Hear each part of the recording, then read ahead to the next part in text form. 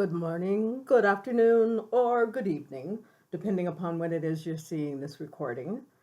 My name is Dé Bryant, and you and I are going to spend the next 75 minutes talking about the arts and social change. We're going to do that with the cooperation of Civic Theatre. Civic Theatre has made the commitment to perform each of August Wilson's plays, one of each year over the next 10 years, that are a part of the American Century Cycle. What's exciting about this commitment is that it will give us an opportunity to take a look at life as it unfolds in communities of color over the last century. August Wilson is famous for providing a window into everyday life, telling some of those stories that we might otherwise not hear, and giving us this opportunity to be able to sit and take a look at it, all of us together, and to see what types of lessons there are there for us to learn. Before we get started, because of the nature of August Wilson's plays, there are going to be agreements that I will ask us to come to before we go much further. One of those agreements is to recognize or to hear that I make two promises to all of the participants that I have in these sessions. My first promise: I will always protect your safety. Now, safety does not mean that you will not hear things that you find distressing, that you won't be uncomfortable. That's not what safety means. That's not what I mean when I say safety. What I mean is that in the midst of all of that discomfort and uncertainty and newness, it will be all right, that you and I will work through those elements together and get to the other side with a better understanding amongst all of us. So lean in whenever we get to one of those places where you're not really sure what to say or what to think next, because that's where the learning happens. Stepping outside those areas of comfort that we find so familiar and that we can engage without any real difficulty or challenge. I want us to move beyond that. In these plays, this play gives us an opportunity to do that. The second thing that I promise all of my participants is I will get us out on time. What I ask from you in return is that you stay with us, stay focused, take notes.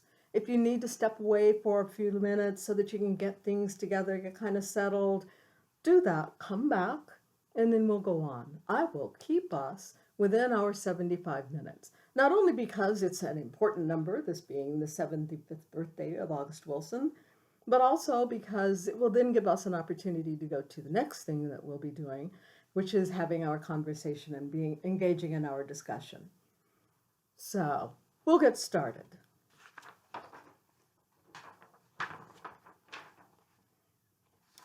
August Wilson's play, Jim of the Ocean, is about a matriarch, Aunt Esther. Aunt Esther is the leader, is the central glue that holds the household together. And as time goes by, we come to understand that she's the central glue that holds together a whole community, and that her name is well known not only within her neighborhood, but also far away from places far away. The other members of the household are Block Mary, who is her protege. There is Eli, who is the protector of the household. Into the house, into her parlor, comes Selig, who is a peddler, who is well known to the family, and Citizen Barlow, who is a young man who has come to Aunt Esther for healing, because he was one of those people who heard that reputation that she has developed. So the play is all about what are the forces that are at work around us as individuals, as within Aunt Esther's household, and also within the larger society as we see as the play unfolds. The crises that are happening outside Aunt Esther's parlor are mirrored by what's going on inside her parlor. And we can talk some, because of the way Wilson has put this play together, about how that interaction happens, person and environment, and how we as people who are in this society and are are impacted by these forces, how it also could affect us, or how they could affect us. So we'll start at the beginning. And if we're talking about people of color, we are talking about a beginning that begins a long time ago on the continent of Africa. We have to talk about slavery, especially with Jim of the Ocean, because all of the characters talk about slavery. It's very immediate in their memory. It is just past the Civil War. We are still talking emancipation. We are looking at the different acts that were created in the Reconstruction. All of this is happening around what's going on within Aunt Esther's household. So to understand what that means in terms of individuals, we have to take a look at where people might have come from. So part of what we're doing with this session is we are using the music from an anthology that was put together by Harry Belafonte and an army of musicians. It's an amazing anthology called Long Road to Freedom, and we'll be using excerpts from his anthology at different points throughout our discussion over the next little while. And one of those excerpts has to do with music of the homeland, what that music might have sounded like for people, and what it is, how it is it may have made them feel. One of those homelands is Ghana, because slaves were brought in from Ghana, and we'll take a listen to some of the music of the Ashanti warriors.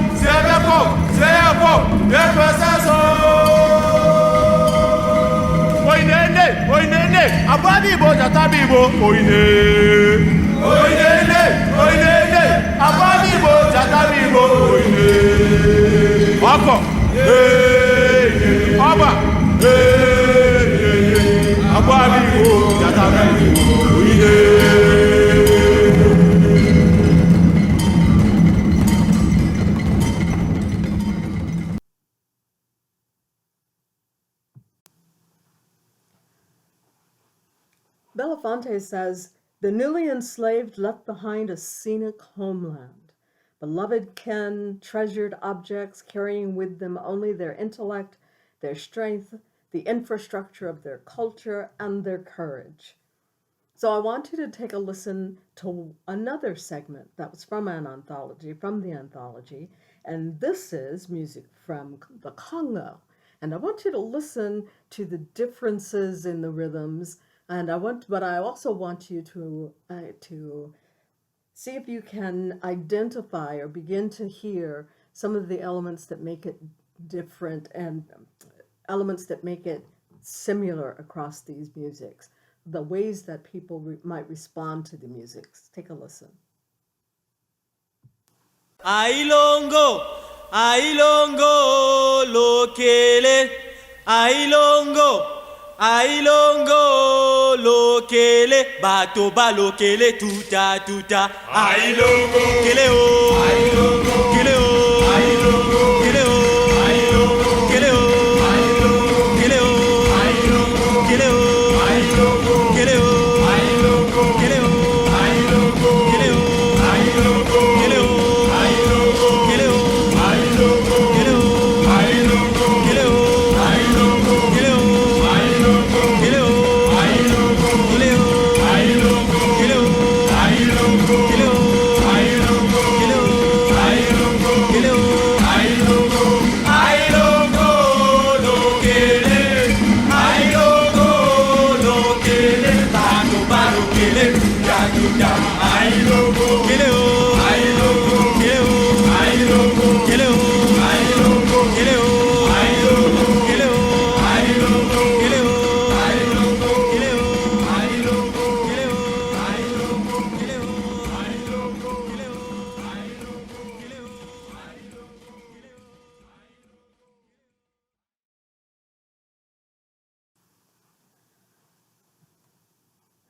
This next slide that I want you to take a look at is a graphic representation of the slave trade from 1650 to 1860. There are many representations that you'll find out there. The dates may vary, the numbers may look different, a little here, a little there. But what's really important that I want you to recognize is the scope of the slave trade. Here in the 21st century, it's being so long ago, one of the things that comes up often when I begin these discussions is there are so many different ways to look at how slavery happened, and it was just in this area, or it didn't have such an impact as something else. All of these are discussions, points that we'll take a look at when we have our time together. But what I want you to get from this particular graphic is the numbers in the millions of people that were moved, people that had homelands that had stories and cultures that were vibrant. And yes, they looked different from European cultures, but that didn't mean that they weren't functioning societies. It also didn't mean they didn't have their own myths and their own spirituality and their own stories and their own ways of understanding the world that not only made sense, but also allowed people to thrive. And that all of that changed when they were taken from this homeland and began to be moved into these other areas against their will and with no power to change what was happening to them. So take a look at this map and take a look at the different places and the numbers of people that were moved. Take a look at the different commodities that these people who became slaves were then expected to participate in helping to create wealth for other people. And recognize that each of these commodities requires a different way of extracting it or growing it. And so slavery did look different in different parts of the world according to different commodities that were being produced, and according to the culture that evolved around slaves as they were on the plantations or in the field or in the mines or wherever it was that they were, and the type of culture that slaves themselves created as they were attempting to survive in this new world. That survival was helped by how it is people thought about the world, how they felt the world they fit inside the creation. So we can begin to see the influence of what, for our conversations, for purposes of our being able to start a conversation, we'll call the old gods. The old gods of Africa, of indigenous peoples, came with people when they were brought to the New World.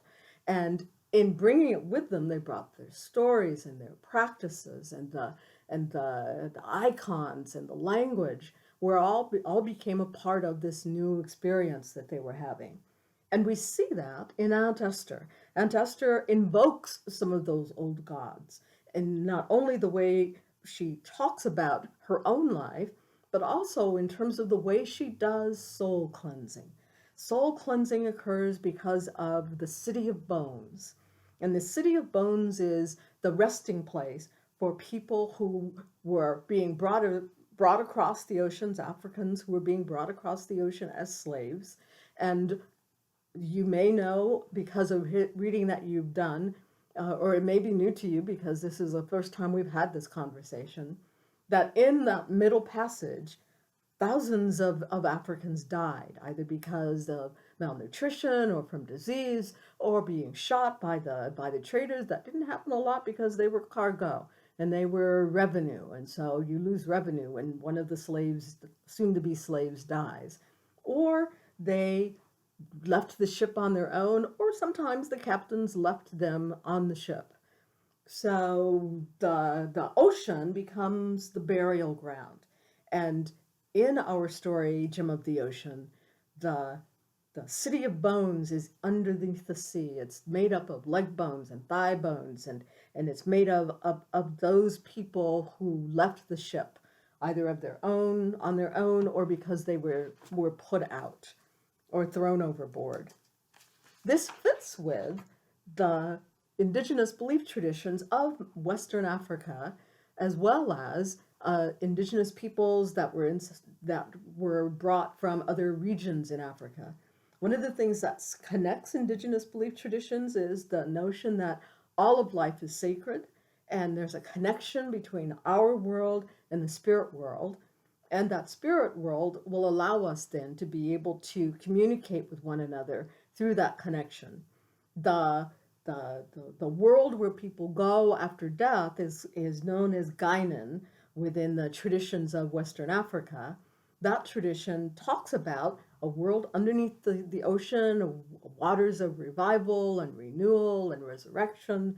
That resurrection is a term that might not have been used, but it's the idea that's being projected in relation to going and then being able to connect back again. That is a part of indigenous traditions around the world, and therefore a part of what was going on within Western Africa, as what Africans were being brought here to the or what would become the United States. 8.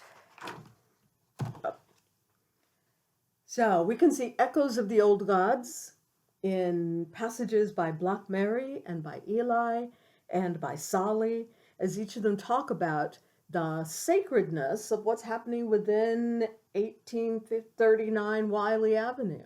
It wasn't just a house, it was a sanctuary.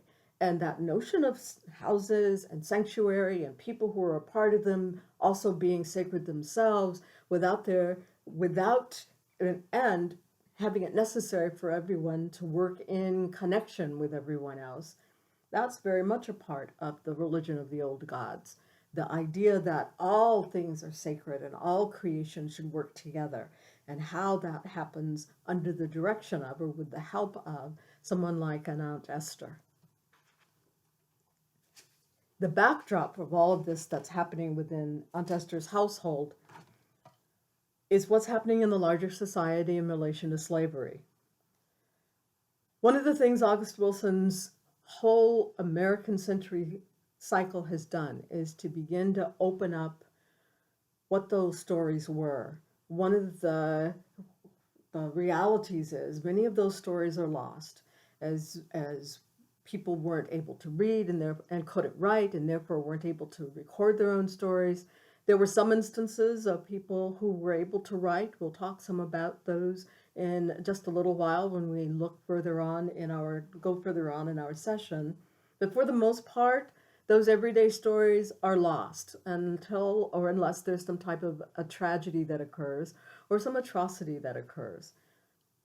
What you see on this slide is about the agonies of slavery and about the agonies of lynching, and how lynching was so much a part of everyday life in the South, especially if you were Black and male, and if you were Black and female. Children and women were lynched just as much as men were, but we don't see those stories as much, and we don't hear them.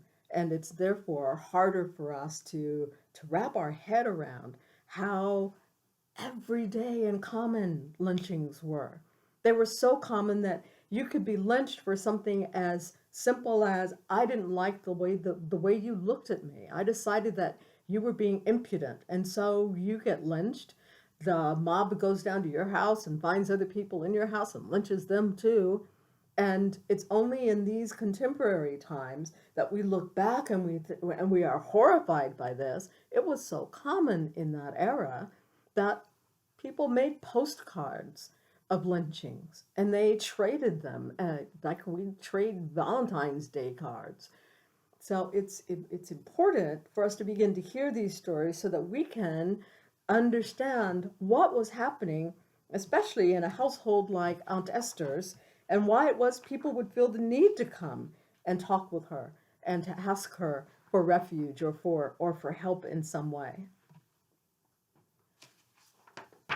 We're beginning to hear more of the stories of lynching because of institutions like the Memorial Museum that was created in Montgomery, Alabama, the Legacy Museum and National Lynching Memorial, as well as places like the Whitney Plantation, where those stories are brought forward, and we have the opportunity to bear witness to what happened to people in this time that we otherwise might not be able to see.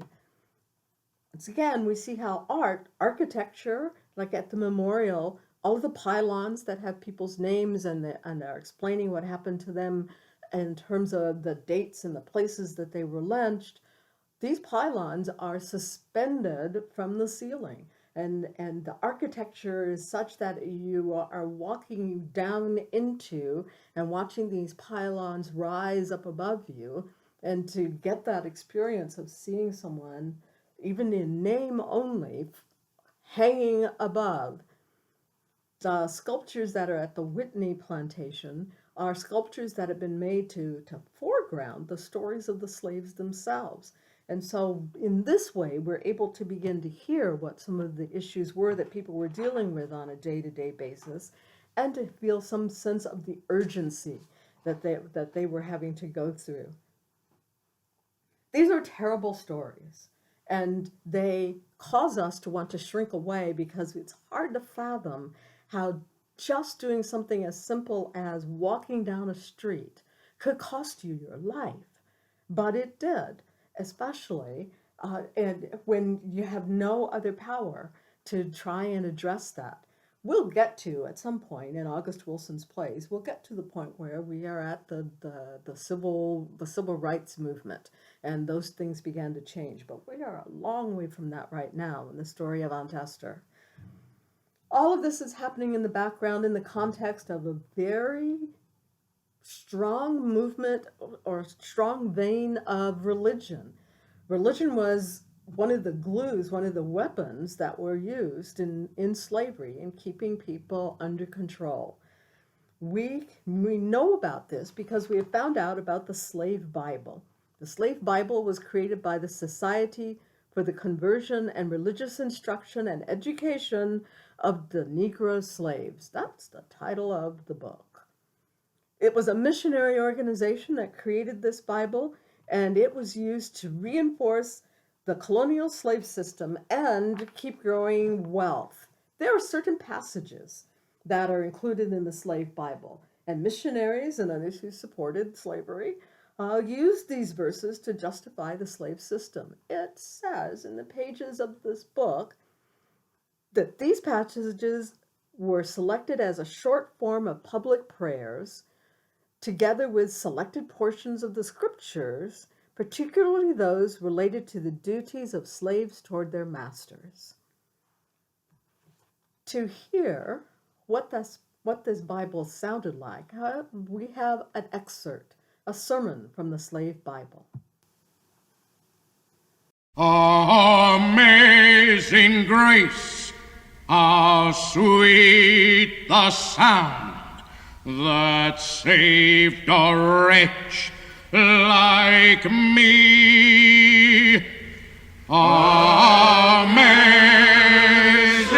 grace, how sweet the sound that saved a wretch like me. I once was lost, but now I'm found. Was blind, but now I see. I once was lost, but now I'm found. Was blind, but now I see. Now, hear me well, my children, for these are the words of our great God, Jehovah, the lesson set down in his almighty Bible. Say amen. Amen. Yes, these are the laws of a just and kindly God, whose mercy will raise you up from your depravity, your spiritual ignorance, and your heathen destitution, which is amazingly and awful great. Yes, servants are to count their masters worthy of all honor, as those whom God has placed over you in this world. With all fear, you are to be subject to them and obey them in all things possible and lawful, with good will and with endeavor to please them well, so that there may be no occasion for fault-finding or correction. Let servants serve their masters as faithfully behind their backs as before their faces. God is present to see, even if the masters are not. You must be eye-servants and men-pleasers, but seek in all you do to please God, your Master in heaven. Yes, Master. Should you fall into the hands of hard and unjust masters and suffer wrongfully, your course, according to divine command, is to bear it patiently, referring your case to God, looking to him for support in your trials and reward for your patience. And the Lord will surely remember you. Now say amen, children. Amen, Master. It is contrary also to the will of God for servants either to run away or to harbor a runaway. That servant who always abides at home fares better 1,000-fold than he that runs away. Oh, yes, Master. Are ye servants? Yes, Master. Care not for it. If you are a Christian, you are the Lord's free man. And if you are faithful in your station, you will, as other men, higher and greater than yourselves, obtain the blessed crown of life. God places one man in one station and one in another, according to his holy will and wisdom. What he demands is that every man in his particular station serve him, and all will be well for time and eternity. Servants, in all things, obey your masters. Yes, Master. Yes, Master. Amazing grace, how sweet the sound that saved a wretch like me.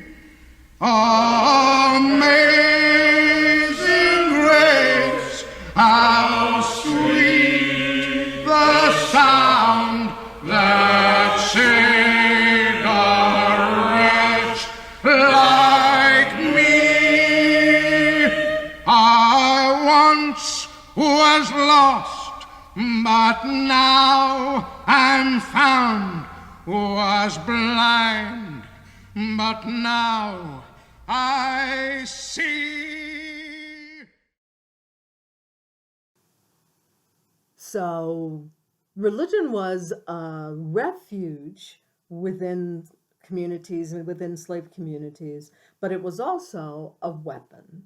And it was a weapon and a refuge all together, all in the same space, all at the same time, which led to the types of tensions that you would imagine such a situation would, especially when you layer on top the fact that the individuals within these communities had zero power in the eyes of the white owners and members of other parts of the society or the other neighborhoods in the city or the other houses on the within the county.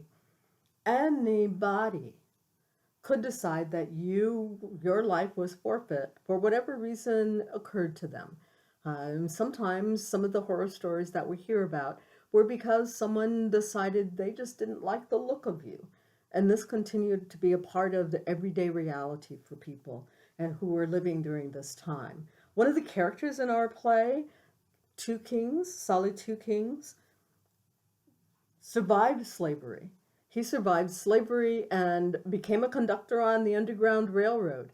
And he talks about those experiences in the play as he's trying to school the young man who's come into the household to try and address some of the challenges that he's facing in his own life. So Solly Two Kings talks about what happened within slavery, and it gives us an idea, it gives us a window into what it must have been like to live day to day under the types of conditions that were a reality for the slaves. Religion was used as a weapon, but not always was it effective. In some cases, people did fight back, which was the case with the revolt, Nat Turner's insurrection, as it's called to some sources. Other sources don't think of him as a fanatical killer. Instead, they think of him as a freedom fighter who was inspired by his faith to do something about the conditions in which he and his brethren were living. The result of the Nat Turner Revolution was that Nat Turner and a number of other people, 30 other people who were identified, and we don't know if they were actually involved in Nat Turner's raids. They were Black and they were there at the time, and so they were lynched along with others who might indeed have been involved in the raid. So people did fight back, and they did fight back on the basis of their need to be able to feel as if they were acting with agency. After Nat Turner's raid, pastors who did not agree with the raid were asked to preach, or were expected to preach about how terrible Nat Turner and all of his people must have been. And we have an excerpt from that speech, from some of those sermons that were given to us by an author. Remember, earlier on I said we were going to hear from a woman who actually wrote about her experiences as a slave and was able to give us a window into what was happening in her daily life. That's not something that happened a lot in that era, but we do have a few nuggets that were able to come out, and this young woman was one of those nuggets that gives us a chance to see day to day what was happening. She gave us an excerpt from a freed Black Episcopal preacher who talked about how horrible the people who'd been involved in Nat Turner's raid were, and uses language like, your hearts are filled with evil, and God is angry with you, and you're idle and you're shirking your work, and God sees you when you do that. Religion as a weapon, as a way of being able to coerce people by using faith as a way to do it, just as much as Nat Turner used faith as a way of reacting and creating a revolution against what those conditions were. So we see that there are different ways that spirituality is coming into play when we talk about freedom, but it depends on the source, how you think about whether it is a good thing or whether it's something that is a threat to the society. The young woman that I talked about as being one of those windows, one of those nuggets of stories that we get to hear. Her name was Harriet Jacobs, and she was a young woman who was able to talk about her experiences in slavery because of the support and collaboration with a woman who was a white woman and had access and influence. And we'll talk more about that when we're all together in the group. Harriet Jacobs was able to get this support, the support of this white woman, white people who were abolitionists and who sympathized with the plight of slaves, were very involved in trying to end the slave trade and to help slaves get to freedom. So there were whites who were good-hearted people and were a part of a system that was a cruel system. Harriet Jacobs was able to find one of those women and be able to publish her story, write her story and publish it. One, she could write, and second, she was able to make those connections. So, hang on just a second.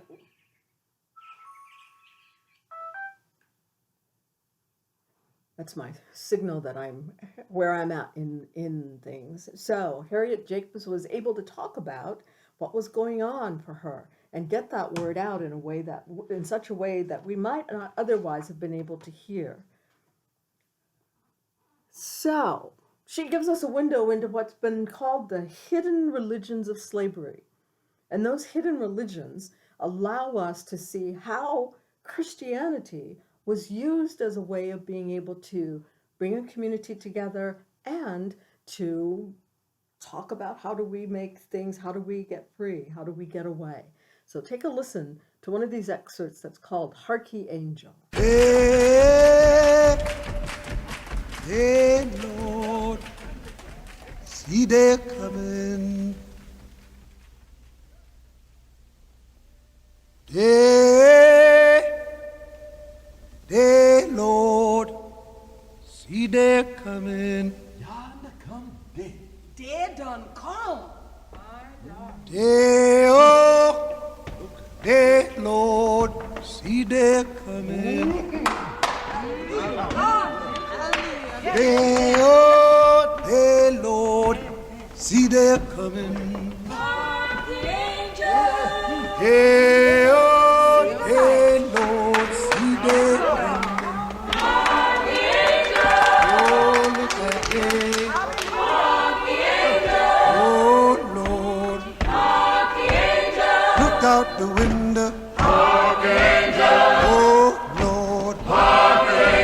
Look out the window. Oh, Lord. Look out the window. Oh, Lord. See they are coming. Oh, Lord. Hey, hey, Lord, see they coming. Hey, oh, hey, Lord, see they coming. Oh, my mother. Oh, Lord. Oh, walk the cover. Oh, Lord. Oh, my father. Oh, Lord. Start that rising. Oh, Lord. Wake up the graveyard. Oh, Lord. Raise up the dying. Oh, Lord. Hey, hey, Lord, see they coming. Hey, oh, hey, Lord, see they. Who that coming? Oh, Lord. Oh, Lord. Oh, Lord. Thank you, morning. Oh, Lord. Shining like glory. Oh, Lord.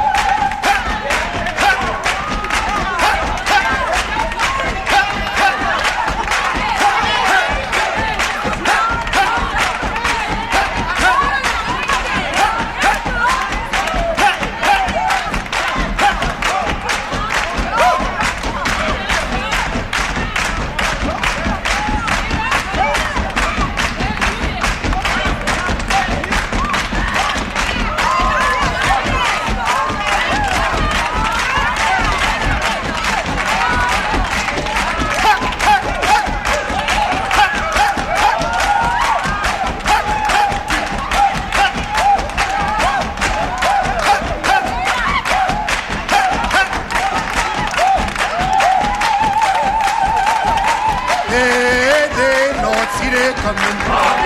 Hey, oh, hey, oh, see they coming. Look out the window. Oh, oh. Look out the window. Hold on. Look out the window. Hold on. Look out the window. Hold on. Look out the window. Hold on. Look out the window. Hold on. Look out the window. Hold on.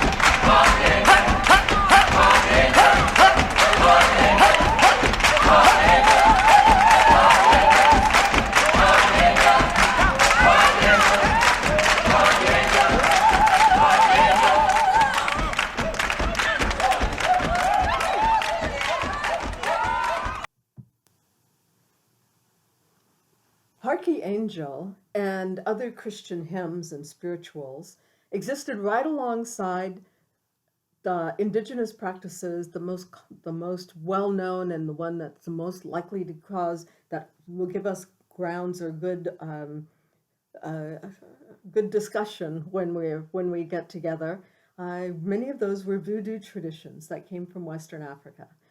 Voodoo traditions became, were expressed in different ways once slaves were brought into different parts of South America and then through the islands and into North America. We'll talk about that when we're all together. We don't have time in this session to take a look at the clip, but at the video clip. But when we do, what you will notice is that those rhythms and the ways people interact are very, very similar because they function the same way for people. One is maybe more familiar to you than the other is, but they both function to give people a means of expression and a means of creating community and energy for the next thing that needs doing. So it also helps us to understand a thing that is called syncretism. And this syncretism allows us to see what's going on in one tradition and another tradition and how they are blended together to become a third and a combination of two different ways of thinking, or sometimes even three or four. The different ways that happens has to do with how passages and services and celebrations and rites are done in everyday life. Whether we're talking marriages or funerals or births or worship, music plays a part of that, and music tells people the story and gives the backdrop for them to be able to understand or make sense of what's going on around them and to think about, so what do I want for a future? And all of that is happening within the music itself. A phrase that some of you will be very familiar with is a phrase called "steal away." And I want you to take a listen to this excerpt from the anthology so that you can hear what are some of the ways that people, slaves who were living at the time, hid the things that were important to them. Steal away. Steal away.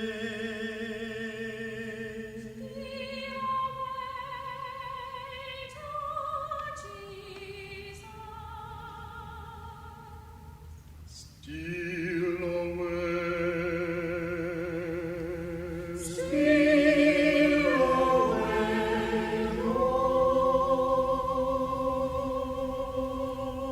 I ain't got long to stay.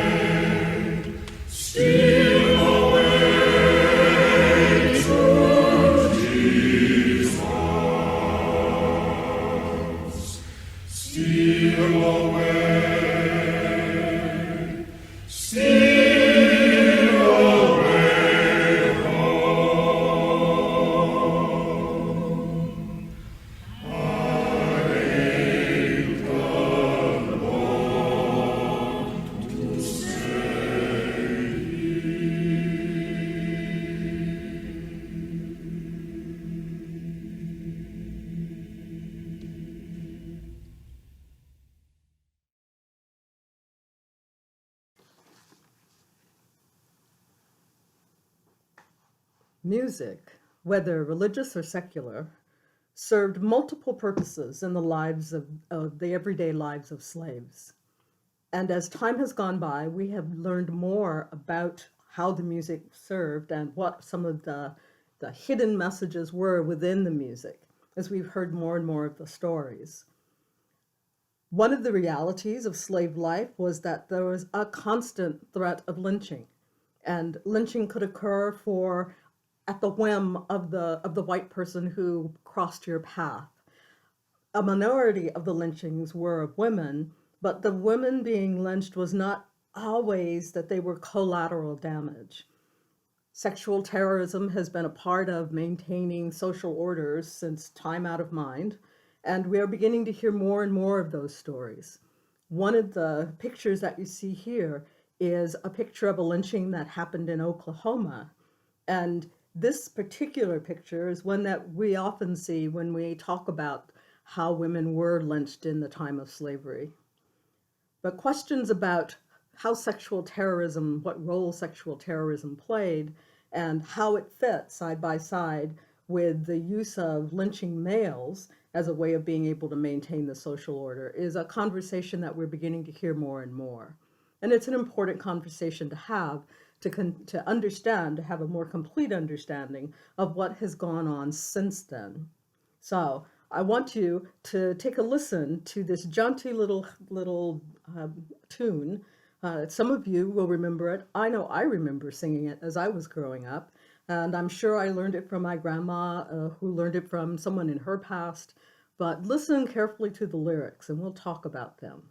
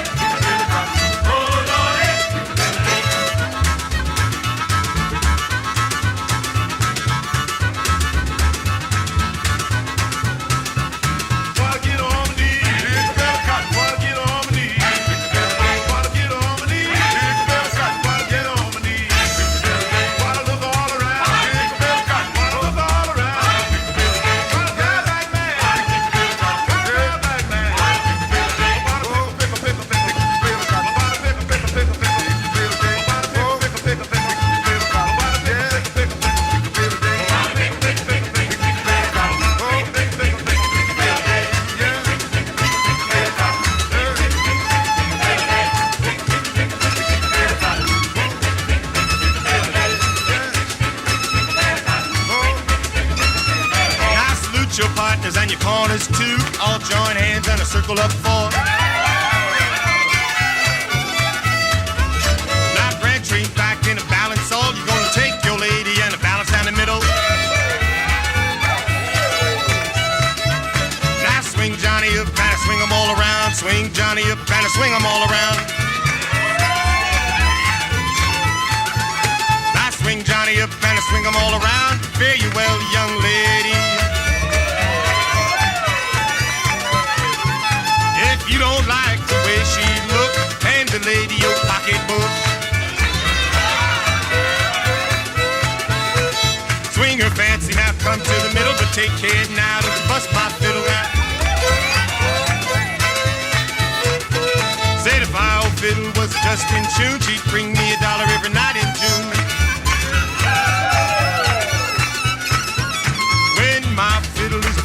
ride, she'd bring me $1 most every night. Cause when my fiddle began to sing, she make the whole creation ring. She bring me $1 and sometime more. Hooray for my old fiddle and bow. Soda water fine and the cake's just bound. Better treat your lady before she puts you down. Got a lemonade cool and the glass is tall. Buy a gal some for the others get it all. Now hold my fiddle and I hold my bow while I knocks down old Cotton Eye Joe. If I'd been dead 10 years ago, if I didn't learn to dance, old Cotton Eye Joe. Oh, it makes them ladies love me so when I come around dancing, old Cotton Eye Joe. And if I'd been married 40 years ago, if I hadn't stayed around with Cotton Eye Joe. But I ain't seen Joe since away last fall. They say he's dancing at the white folks' ball. So I'll take my gal to the hullabaloo where there ain't no crackers in a mile or two.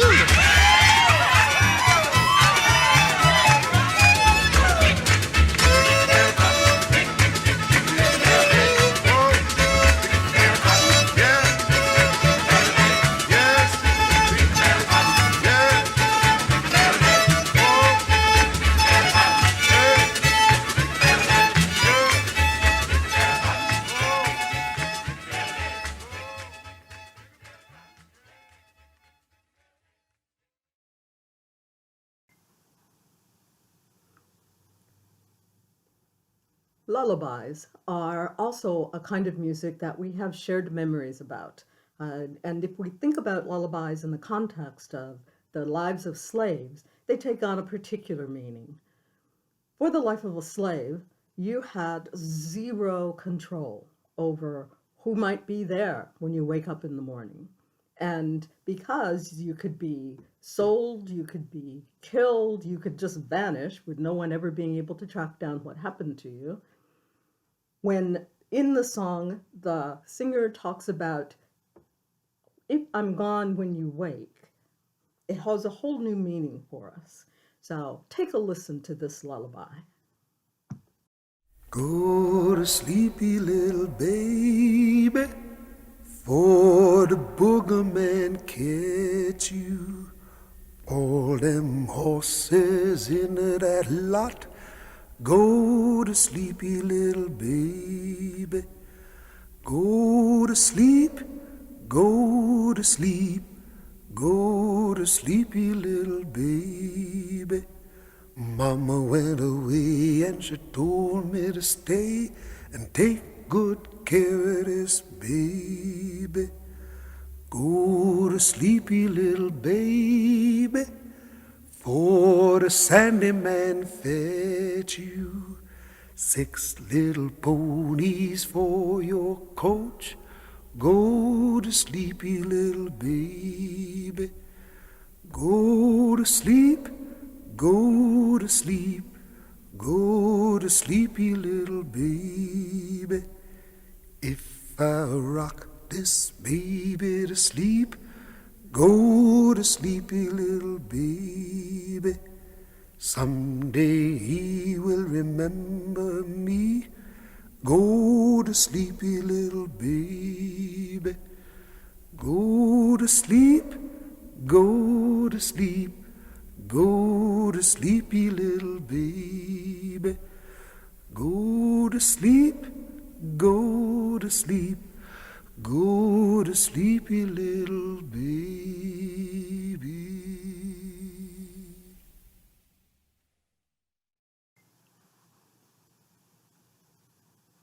A big part of the religious experience when we talk about the life of slaves was the religious meeting.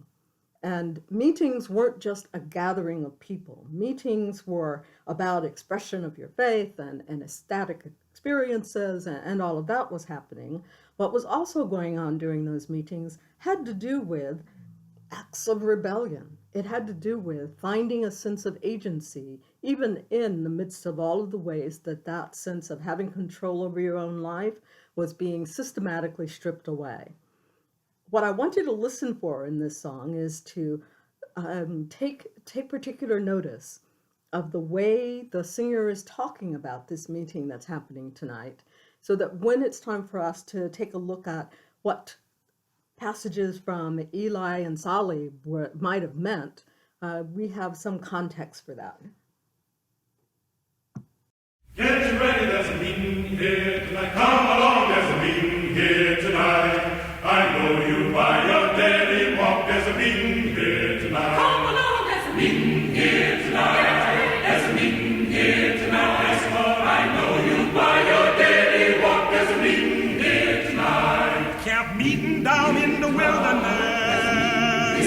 Come along. I know it's Monday Methodist. Here tonight. Come along, there's a meeting here tonight. There's a meeting here tonight. Yes, Lord, I know you by your daily walk, there's a meeting here tonight. Come along, there's a meeting here tonight. There's a meeting here tonight. Yes, Lord, I know you by your daily walk, there's a meeting here tonight. Those angels' wings are tipped with gold that brought glad tidings to my soul. There's a meeting here tonight. Get you ready, there's a meeting here tonight. There's a meeting here tonight. Yes, Lord, I know you by your daily walk, there's a meeting here tonight. My father says it is the best to live and die a Methodist. There's a meeting here tonight. Get you ready, there's a meeting here tonight. There's a meeting here tonight. Yes, Lord, I know you by your daily walk, there's a meeting here tonight. There's a meeting here tonight. There's a meeting here tonight. Yes, Lord, I know you by your daily walk, there's a meeting here tonight. There's a meeting here tonight. Get you ready, there's a meeting here tonight. I know you by your daily walk, there's a meeting here tonight.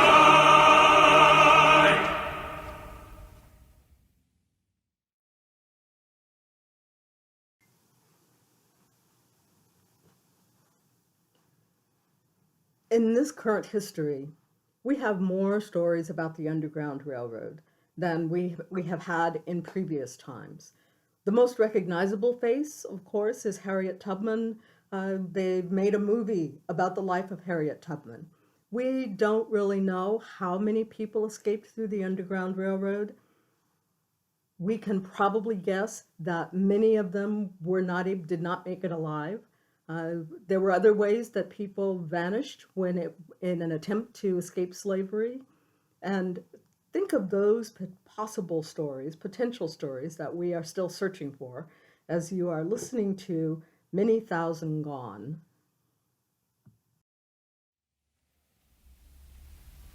No more peck of corn for me. No more, no more. No more peck of corn for me. Many thousand gone.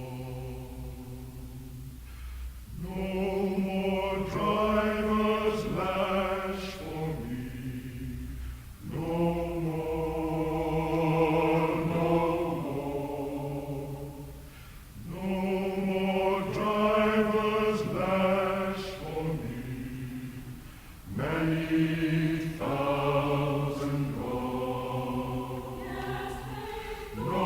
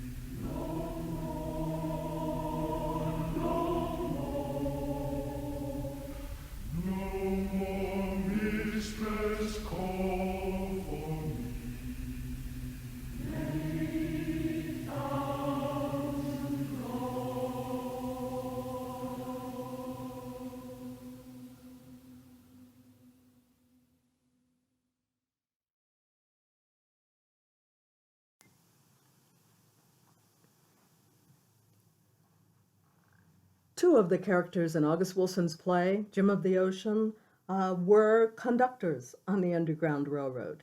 Eli and Solly have a conversation about what it meant to take the railroad to freedom and pointed out that just getting up north was not enough. You could get up north, but you still might not be free because there was still legislation in place that would make it legal for someone to come drag you back down south and you're in slavery once again. We'll talk more about that when we talk on Wednesday, but what I want you to pay attention to as we are moving into the era of our play was the fact that it was so important to be aware of what was happening around you, that it had a direct influence on the way people thought about you and the types of behaviors and attitudes and ways of thinking that were considered to be, quote unquote, respectable. Which brings us to the Civil War. Black people did fight in the Civil War. In fact, there was a Bureau of Colored Troops, which was responsible for putting together regiments of Black soldiers. As you can see from our slide, they had guns, they had uniforms, they had ranks, but all of these Black troops were commanded by white officers. So the attitudes and the expectations about Black agency we continue to see even during the Civil War and the fight for emancipation. The song that I want you to take a listen to now is called "We Look Like Men of War." We look like men of war. We've got the uniform and the bugle, and we've got all of that, but we don't have freedom. Listen to this.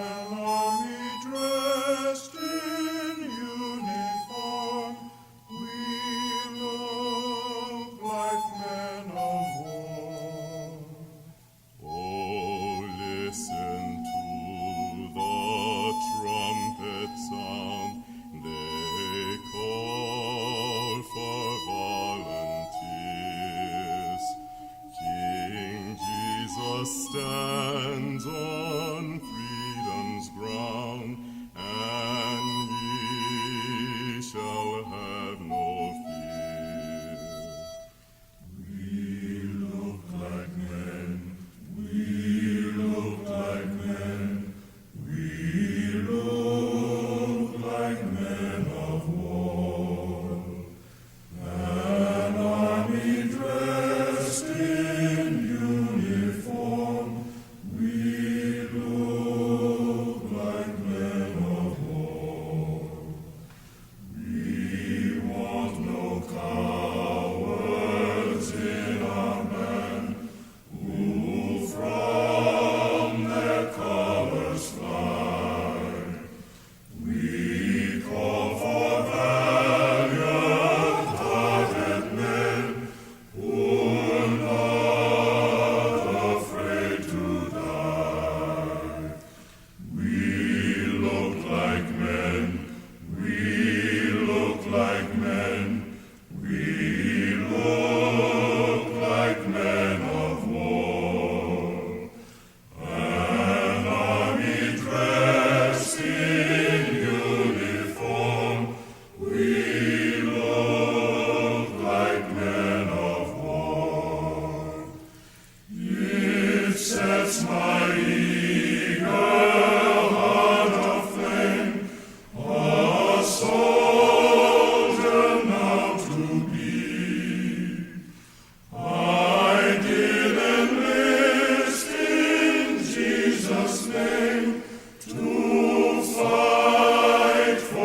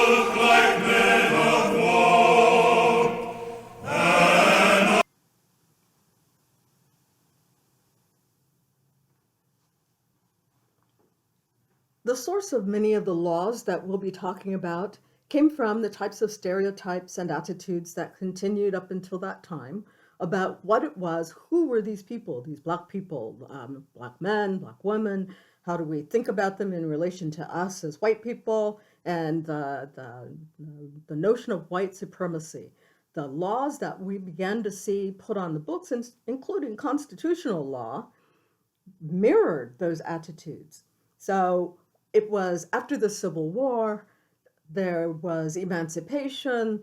We have all of these people who no longer we could call the masters of, but there needed to be a social structure protected, and economics played a big role, and economics had to be protected. And so new legal ways to master people who were no longer slaves were put in place.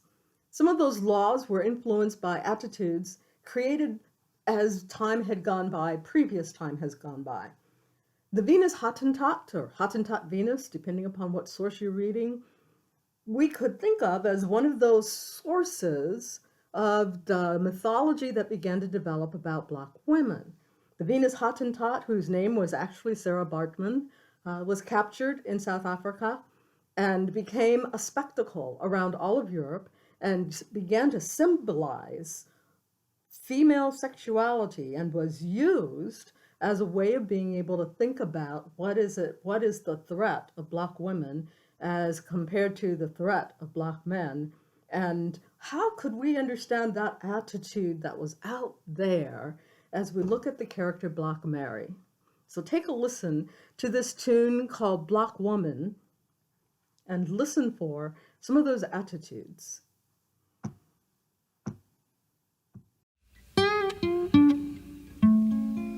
Well, I say, come here, black woman, don't you hear me crying? Oh, Lordy, oh, baby.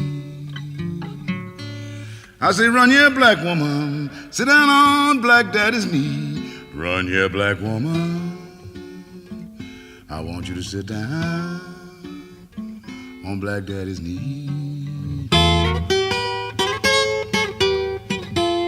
Oh, Lordy, I know your house feel lonesome. Don't you hear me hooping? Don't your house feel lonesome when your biscuit roller's gone? Oh, Lordy, went all through my kitchen, all through my dining room. Don't you hear me crying, doggone your pretty back soul? Went all through my kitchen, went all through my dining room. Oh, Lordy, I woke up this morning, don't you hear me crying? My biscuit roller's gone. Oh, Lordy, say I got to go to Texas, hear those wild cows moan. I know you hear me crying. Oh, Lordy, oh, black woman. Well, I got to go to Texas, mama, to hear those cows moan. They moan to suit me, black woman. Gonna bring a wild cow home. Gonna bring a wild cow. Don't you hear me moaning? Oh, Lord, back home. Oh, baby. Baby, I feel superstitious about my hog and bread. Lord, help my hungry time. I feel superstitious. Oh, baby, about my hog and bread. Oh, Lordy, say I feel superstitious, stitious black woman, about my hog and bread. Feel superstitious, you hear me crying. Oh, baby.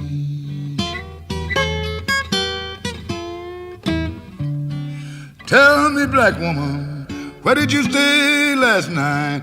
Doggone your pretty black soul. Tell me, mama, pretty black woman, where'd you stay last night? Oh, baby,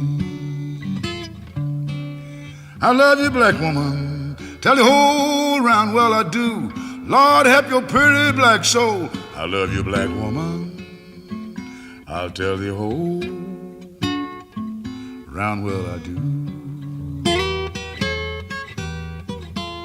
Oh, Lordy, I love you, black woman. I know you hear me whooping, black baby. Love you, black baby. Gonna tell the whole round, well, I do.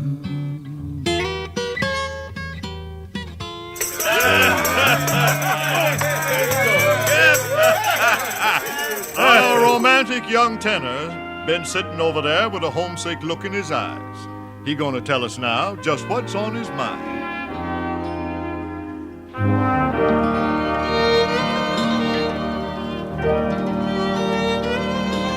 I ain't gonna stay no longer. Gonna pack my bundle and go. 'Cause way over yonder in a Guinea blue gown, they got a lady I used to know. Get you ready in the morning. I'm going away to my baby in a Guinea blue gown.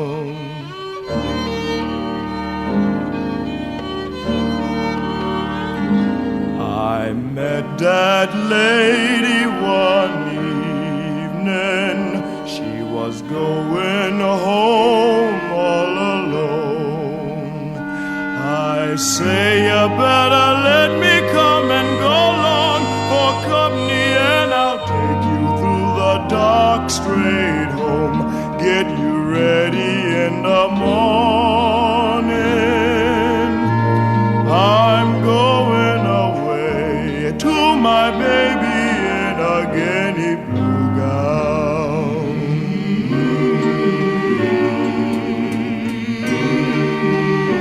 I led the lady through the pasture. I carried her through the park on lane. I carried her through the dark to her own front door, and she never even told me her name. Get you ready in the morning. I'm going away to my baby in a Guinea blue gown. Guinea blue gown, Guinea blue gown. So I went straight back the next morning, and I asked for the lady quite plain.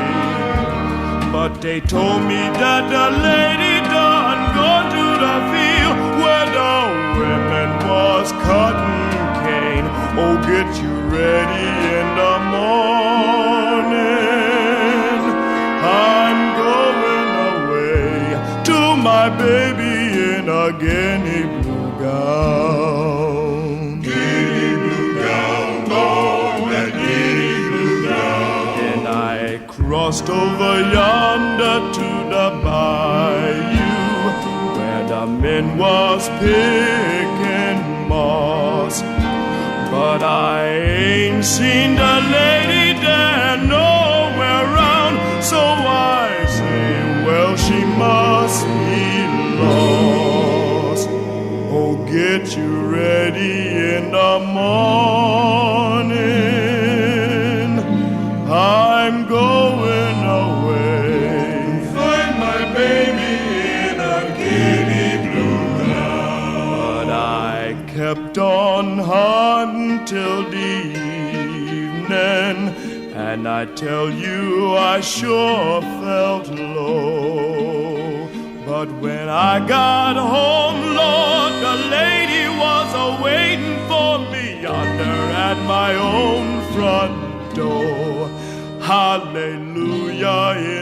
morning, I'm going away with my baby in a guinea blue gown.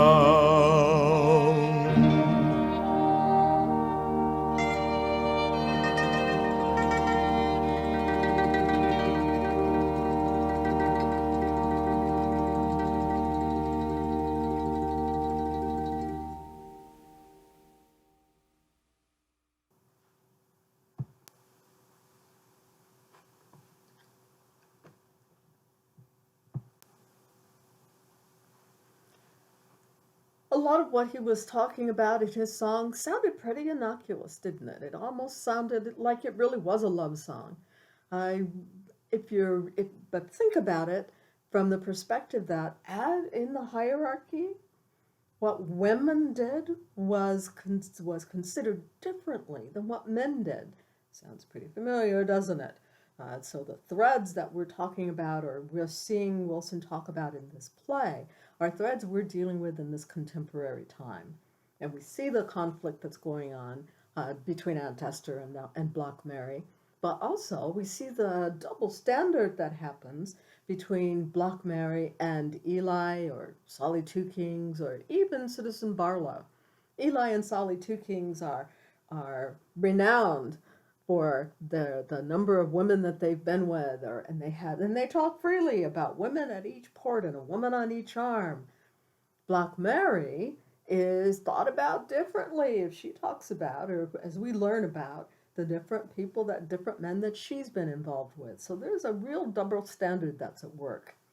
And we hear it in the music, and we hear it in the way that the songwriter thinks about women and gender and relationships. Listen to the music again if you need to, so that we can talk about all of those things.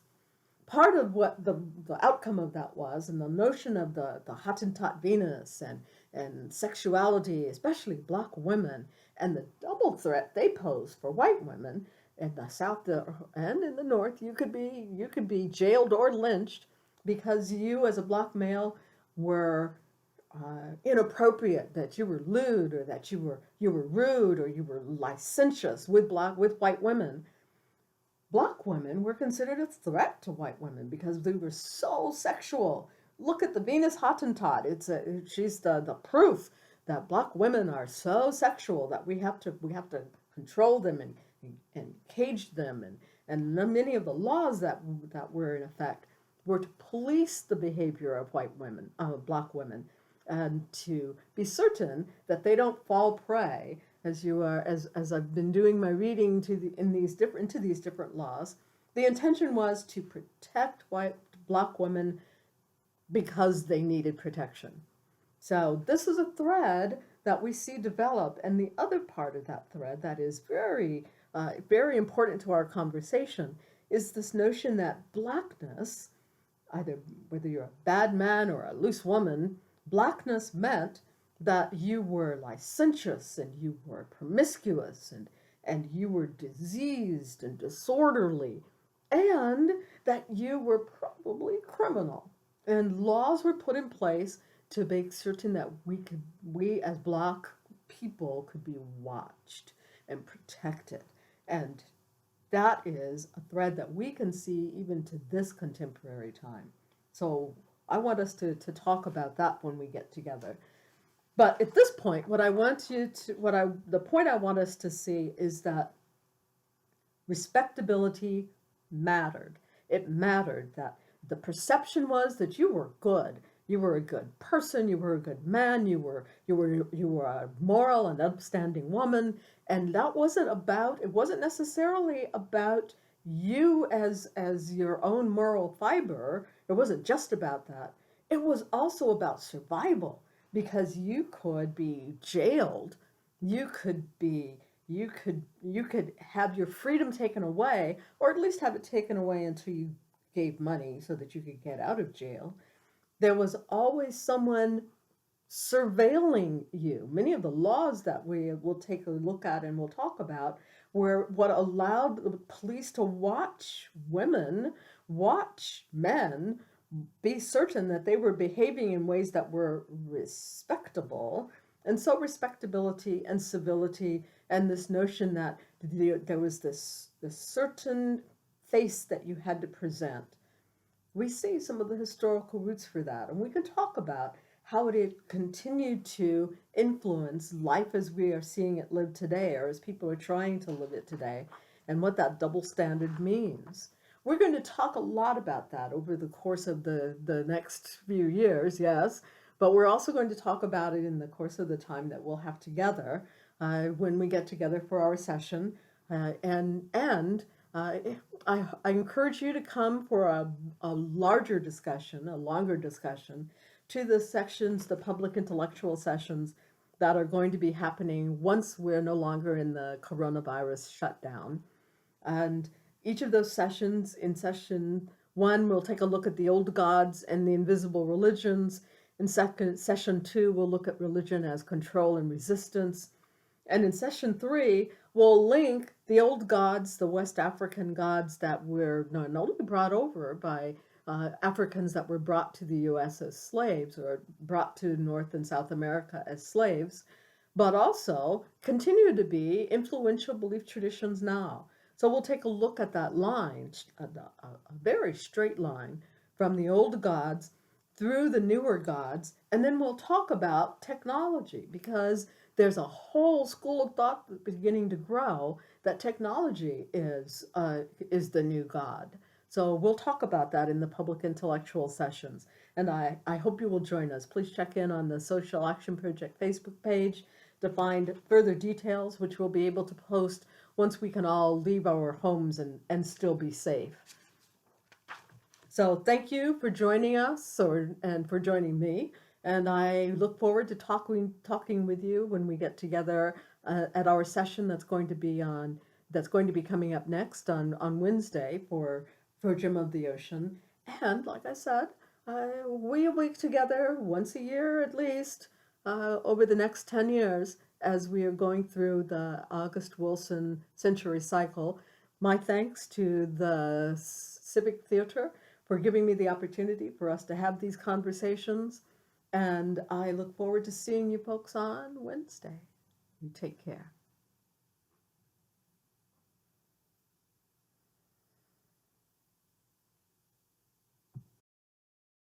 I had chicken done crude and how long till day? Both sides the river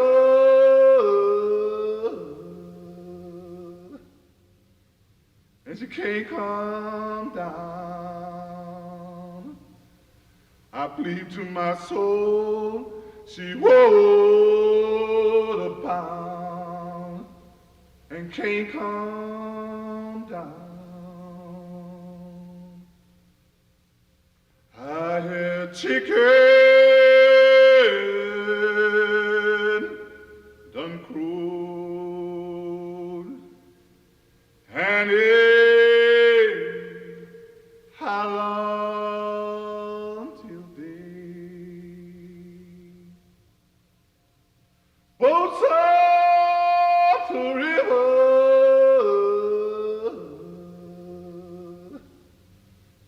and she can't come down.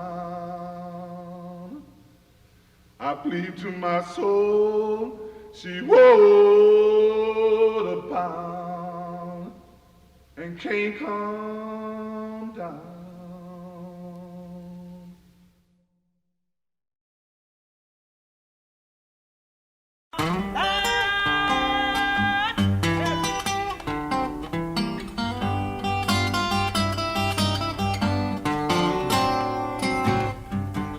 Easy rider,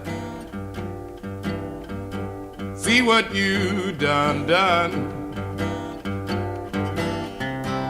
Easy rider, see what you done.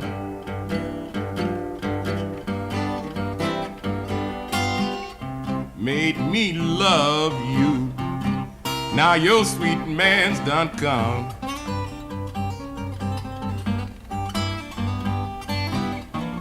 Hey, honey, now your sweet man's done come.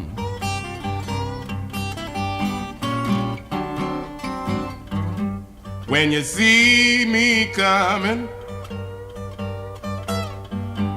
heist your window high. See me coming, heist your window high.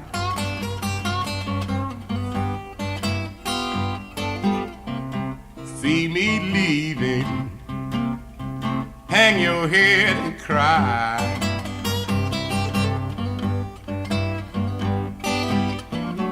Oh, honey, just hang your head and cry.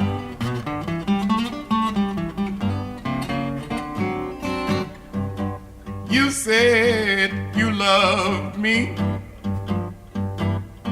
loved my easy ride. You said you loved me, loved my easy ride. Shine on, shine on,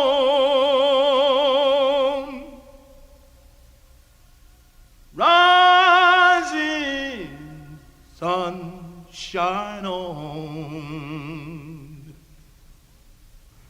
'cause the one I'm loving, she's dead.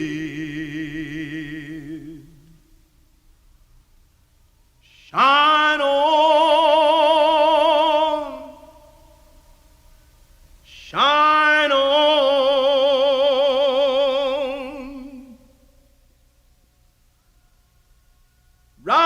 rising sunshine on,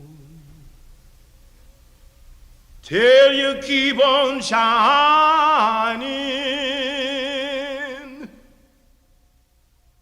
for the one I love is dead.